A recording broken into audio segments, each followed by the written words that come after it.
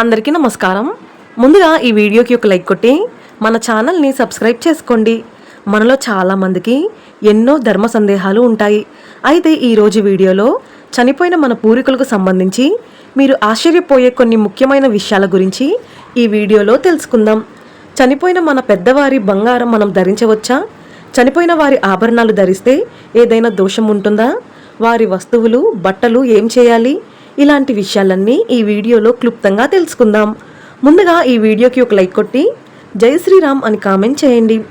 సాధారణంగా మనం బంగారాన్ని ధరించినప్పుడు మన శరీరంలో ఉన్న కొంత ఎనర్జీని బంగారం ఆకర్షిస్తుంది. కాబట్టి మన పూర్వీకులు ధరించిన నగలను నేరుగా మనం ధరించకూడదు. పెద్దలు మరణించిన తర్వాత కనీసం ఒక ఏడాది వరకు వాళ్ళు ధరించిన నగలను ముట్టుకోకపోవడమే మంచిదని జ్యోతిష్య నిపుణులు సూచిస్తున్నారు. 1 సంవత్సరం దాటిన తర్వాత ఆ నగలను కరిగించి వాటితో కొత్త నగలు చేయించుకొని మనం ధరించాలి. మీ పెద్దలు అకస్మాత్తుగా మరణించినట్లయితే ఆ నగలను మాత్రం ఖచ్చితంగా కరిగించాల్సిందే. ముఖ్యంగా మంగళసూత్రం మరియు మెట్టెలు వంటి నగలను అస్సలు ధరించకూడదు. అలాగే మీ నగలతో పాటుగా చనిపోయిన వారి నగలను కలిపి పెట్టకూడదు. వారి నగలను విడిగా ఒక ఎర్రటి వస్త్రంలో మూట కట్టి పక్కన పెట్టుకోండి. పూర్వీకుల నగలను కరిగించడం మీకు ఇష్టం లేకపోతే ఒక రోజంతా వాటిని ఉప్పు నీటిలో కానీ గంగా జలంలో కానీ ఉంచండి. దీనివల్ల ఆ బంగారం మొత్తం పూర్తిగా శుద్ధి అవుతుంది. లేదా గోమూత్రంతో నగలను శుద్ధి చేసుకున్నా సరే నెగిటివ్ ఎనర్జీ మొత్తం తొలగిపోతుంది. ఆ నగలను మీరు ధరించినప్పుడు మీకు మనశ్శాంతి లేకపోయినా, అనారోగ్యం సరిగ్గా లేకపోయినా వెంటనే ఆ నగలను తీసేయండి. మీ పితృదేవతలు అత్యంత ఇష్టపూర్వకంగా వేసుకున్న నగలను మీరు ధరిస్తే వారి వ్యామోహం మీ పైన ప్రభావం చూపవచ్చు. ముఖ్యంగా గర్భిణీ స్త్రీలు చనిపోయిన వారి నగలను నేరుగా ధరించకూడదు. దీనివల్ల మీ శిశువు పైన ప్రభావం పడుతుంది. మీ ఇంట్లో చనిపోయిన వారి చిత్రపటాలు ఉంటే దక్షిణ దిశలో మాత్రమే పెట్టుకోండి. వారి ఫోటోలు దక్షిణ గోడకు ఆనించి ఉత్తర ముఖంగా ఉండేలా పెట్టుకోవాలి. అయితే ఫోటో ఫ్రేమ్ విరిగిపోతే వెంటనే బాగు చేయించుకోండి. లేదంటే మీ ఇంట్లో అశాంతి నెలకొంటుంది. అయితే చనిపోయిన వారి పటాలు పొరపాటున కూడా పడక గదిలో ఉండకూడదు. దీనివల్ల భార్యాభర్తల మధ్య గొడవలు ఏర్పడతాయి. ప్రతి వారానికి ఒకసారి లేదా ప్రతి అమావాస్య రోజున పెద్దలకు నమస్కారం చేసుకొని దీపం వెలిగిస్తే మీ కుటుంబంలో ఎలాంటి సమస్యలు లేకుండా ఉంటాయి.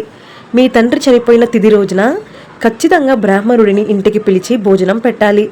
అలాగే కాకులకు కూడా అన్నం పెట్టాలి. కాకి ఆహారం ముట్టకపోతే మీ పితృదేవతలు అసంతృప్తిగా ఉన్నారని అర్థం. మీ కలలో పదే పదే పితృదేవతలు కనిపిస్తే వారి కోరిక ఏదో మిగిలి ఉందని అర్థం. ఇక చనిపోయిన వ్యక్తి దగ్గరకు వెళ్ళేటప్పుడు ఖాళీ చేతులతో వెళ్లకుండా పూలమాల తీసుకువెళ్ళాలి.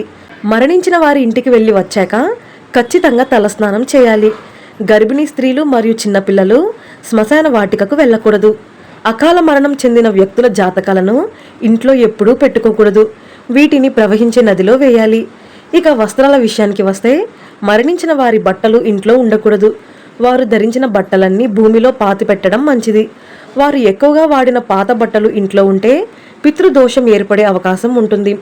ఒకవేళ పట్టు వస్త్రాలు ఏమైనా ఉంటే వాటిని పసుపు నీటితో శుద్ధి చేసి ఎవరికైనా పేదవారికి దానం చేయండి. చనిపోయిన వారి ఇంటికి వెళ్ళి వచ్చేటప్పుడు వెళ్ళి వస్తామని వారితో చెప్పకూడదు.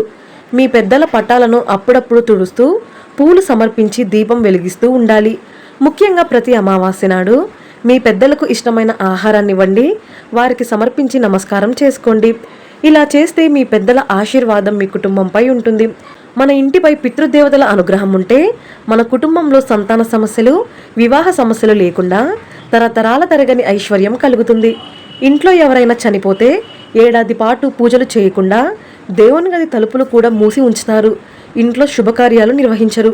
అయితే ఎవరైనా ఇంట్లో చనిపోతే దీపారాధన మానేయకూడదని పండితులు వివరిస్తున్నారు. ఎందుకంటే దీపారాధన లేని ఇల్లు శ్మశానంతో సమానమట. దీపారాధన జరిగే ప్రదేశంలోనే దేవుళ్ళు వస్తూ పోతూ ఉంటారు. కాబట్టి దీపారాధన మానేయకూడదని పెద్దలు చెబుతున్నారు. అప్పుడే మీ ఇంట్లో అష్టైశ్వర్యాలు, ఆయురారోగ్యాలు ఉంటాయి. ఇంట్లో ఎవరైనా చనిపోయిన తర్వాత దహన సంస్కారాలు పూర్తయిన తర్వాత 11 రోజుల పాటు దీపారాధన చేయకూడదు. అలాగే ఈ 11 రోజులు శుభకార్యాలు నిర్వహించకూడదు. కేవలం 11 రోజులు మాత్రమే ఈ విధానాన్ని పాటించాలి. అంతేకాని సంవత్సరం పొడవునా పూజలు, శుభకార్యాలు చేయకుండా ఉండకూడదు. అలాగే చనిపోయిన వారి జ్ఞాపకార్థంగా భోజనాలు పెట్టి జ్ఞాపకార్థపు వస్తువులు పంచుతూ ఉంటారు. అయితే మనలో చాలామందికి ఇలా జ్ఞాపకార్థంగా ఇచ్చే వస్తువులను తీసుకోవచ్చా అనే ఒక పెద్ద సందేహం ఉంటుంది. నిస్సంకోచకంగా జ్ఞాపకార్థపు వస్తువులను ఇంటికి తెచ్చుకోవచ్చు. ఈ వస్తువులను చక్కగా ఇంట్లో ఉపయోగించుకోవచ్చు. కానీ పూజలు చేసేటప్పుడు మాత్రం ఈ జ్ఞాపకార్థపు వస్తువులను ఉపయోగించకూడదు. ఈ వస్తువులను నేరుగా ఇంటికి తెచ్చుకోకూడదు. ఇంటి బయటే ఉంచి నీళ్లతో శుభ్రంగా కడిగిన తర్వాతే ఇంట్లోకి తెచ్చుకోండి. అయితే ప్రతి ఒక్కరూ తెలుసుకోవాల్సిన ముఖ్యమైన విషయం ఏమిటంటే, ఈ రోజుల్లో చాలామంది స్టీల్ వస్తువులను జ్ఞాపకార్థంగా పంచిపెడుతున్నారు. కానీ స్టీల్ వస్తువులను ఎప్పుడూ కూడా దానంగా ఇవ్వకూడదు. స్టీల్ వస్తువులకు బదులుగా ఏదైనా ఒక చిన్న రాగి వస్తువును లేదా చిన్న ఇత్తడి వస్తువును జ్ఞాపకార్థంగా ఇవ్వాలి. అయితే జ్ఞాపకార్థం వస్తువులు ఇచ్చే స్తోమత లేనివారు చనిపోయిన వ్యక్తి పేరు మీద ఎవరికైనా పేదవారికి బట్టలు, స్వీట్లు పంచిపెట్టండి. చనిపోయిన వారి ఆత్మకు శాంతి లభిస్తుంది. అలాగే మనలో కొంతమంది దినం భోజనాలకు వెళ్ళటానికి కూడా భయపడిపోతూ ఉంటారు. కానీ దినం భోజనాలకు వెళ్తే చాలా మంచిది. కాబట్టి ఎవరైనా దినం భోజనాలకు పిలిస్తే ప్రతి ఒక్కరూ తప్పకుండా వెళ్ళండి. మీ ఇంటికి చాలా మంచి జరుగుతుంది. చాలామంది ఏటి సూతకాన్ని పాటిస్తారు. తల్లిదండ్రులకు కర్మ చేసిన కొడుకులు 1 సంవత్సరం పాటు ఏటి సూతకం నియమాలను పాటించాలి. ఏటి సూతకంలో ఉన్నవారు ముఖ్యమైన నోములు, వ్రతాలు, దీక్షలు చేయకూడదు. అలాగే పర్వతం పైన ఉన్న దేవాలయాలకు వెళ్ళకూడదు. దేవాలయంలో కొబ్బరికాయ కొట్టకూడదు. ఏటి సూతకం సమయంలో మగపిల్లల పెళ్లిళ్లు చేయకూడదు. కానీ ఆడపిల్లల వివాహాలు మాత్రం చేయవచ్చు. తల్లిదండ్రులు చనిపోతే వారి కొడుకులు తప్పనిసరిగా కర్మ రోజున గుండు చేయించుకోవాలి. లేదంటే పితృదోషం ఏర్పడుతుంది. కర్మ పూర్తయిన తర్వాత గుళ్ళో నిద్ర చేయాలి. దేవాలయంలో నిద్ర చేయకుండా ఎవరింటికి వెళ్ళకూడదు. గుళ్ళో నిద్ర చేసిన తర్వాతే అమ్మమ్మ లేదా మేనమామల ఇంట్లో నిద్ర చేయాలి. ఇక చనిపోయిన వ్యక్తిని చూడటానికి వెళ్ళేటప్పుడు నల్లటి వస్త్రాలు ధరించి వెళ్ళకూడదు. నలుపు రంగు చెడు శక్తులను ఆకర్షిస్తుంది. చనిపోయిన వారి బట్టలను మనం ధరించకూడదు. ముఖ్యంగా వారు ఉపయోగించిన దుప్పట్లు, దిండులను అస్సలు వాడకూడదు. దీనివల్ల అనారోగ్య సమస్యలు ఏర్పడతాయి. చనిపోయిన మన పితృదేవతలు పక్షుల రూపంలో మన ఇంటి ముందుకు వస్తారట. కాబట్టి మీ ఇంటి ముందుకు ఏవైనా పక్షులు వస్తే వాటికి ఖచ్చితంగా ఆహారం పెట్టండి. లేదంటే పితృదోషం ఏర్పడుతుంది. మీ ఇంట్లో పితృదోషం ఉంటే మీరు ఎంత సంపాదించినా సరే ఆ డబ్బు నిలవదు. అలాగే మీ పూర్వీకులు ఉపయోగించిన గడియారాలు కూడా ఇంట్లో ఉంచకూడదు. వారు ఉపయోగించిన చేతికర్రలు, కళ్ళ జోడులు ఇలా ఏది ఉన్నా సరే ఇంట్లో నుండి తీసేయండి. మీ పెద్దలు దాచుకున్న డబ్బులు ఏమైనా ఉంటే ఆ డబ్బులను మీరు ఉపయోగించకుండా దాన ధర్మాలకు కొంత డబ్బును ఉపయోగిస్తే చాలా మంచిది. ముఖ్యంగా మీ పెద్దల పేరు మీద మొక్కలు నాటితే ఎలాంటి దోషమైనా తొలగిపోయి వంశాభివృద్ధి కలుగుతుంది. మధ్యాహ్నం 12 దాటిన తర్వాతే పితృకార్యాలు నిర్వహించుకోవాలి. ముఖ్యంగా వ్యాపారాలు చేసేవారు చనిపోయిన మీ పెద్దల పేరు మీద అన్నదానం చేస్తే మీ వ్యాపారంలో నష్టాలు లేకుండా లాభాలు పెరుగుతాయి. మీ కుటుంబానికి పితృదోషం ఉంటే కుటుంబంలో సంతాన సమస్యలు, స్త్రీలకు చిన్న వయసులోనే వైధవ్యం ఏర్పడడం జరుగుతుంది.